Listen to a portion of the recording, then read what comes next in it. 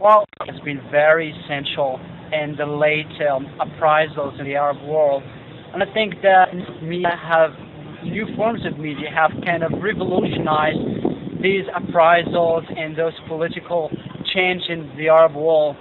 They have brought brought around new changes, like what happened in Tunisia and in Egypt, and we saw new people using new, highly technical ways of media to have a say in what's going on in the country and uplifting the heavy-handed dictatorship of their countries, such as that of Ben Ali and Mubarak.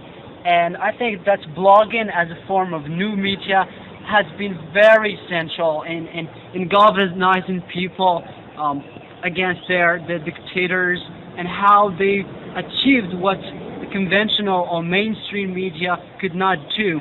But we should be very, very honest, because even for mainstream media, mainly here for news channels such as Al Jazeera and Al Arabiya, they were very influential in further encouraging people to take to the streets and demonstrate against those dictators, and helping people to get together and to take the destiny by their own hands and change the political regimes that were just like depriving them of their freedoms.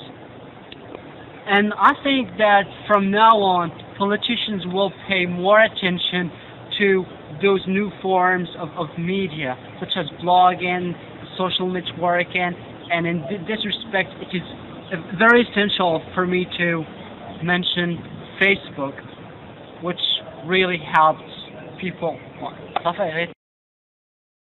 I think that different types of media are dealing differently with the topic of revolution in the Arab world.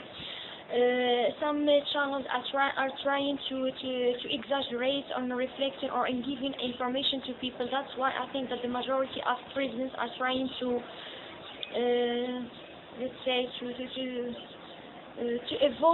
make people avoid watching some channels, like for example Al Jazeera. They are trying to remove these channels because it is showing different information which they said are not important. Okay, so first of all, I should just give a definition of media, or how I see media. What I know about media is that it is a combination of media is an industry and ideology. So on this basis, I think that media contribute to a very considerable extent to the uprising of the political, or media does in fact enhances the political agendas.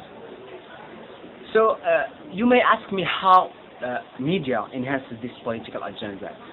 So my answer will be as simple as that media, since there is what is called media ownership, then those who have power over media, they utilize media in order to serve their agendas. In a way or another, directly or indirectly, media has an impact, a very, very much influential impact on the audience. Just not to go far from the topic that we are discussing. I mean, how media contributed to the revolution in the Arab world, right? So we heard that media, or through media, young people could come up to a meeting point that they should make that revolution in order to rebel against the category that control, against the government, the parliament, against the staff of the country, through the Facebook, they say. This is what we have been told, and I personally, in fact, thought, okay, just I suspect that this is what happened, right? So. Good morning, everybody. So, just to answer the question I've been asked about the media, how the media has influenced significantly what we call these rebellious actions in the Arab world. I would like to say in the beginning that media has got multiple means. The most important of which we find, for example, TV channels and newspapers and many other means. For me, what I found really, let's say, important, or what has really played a great and major role in these,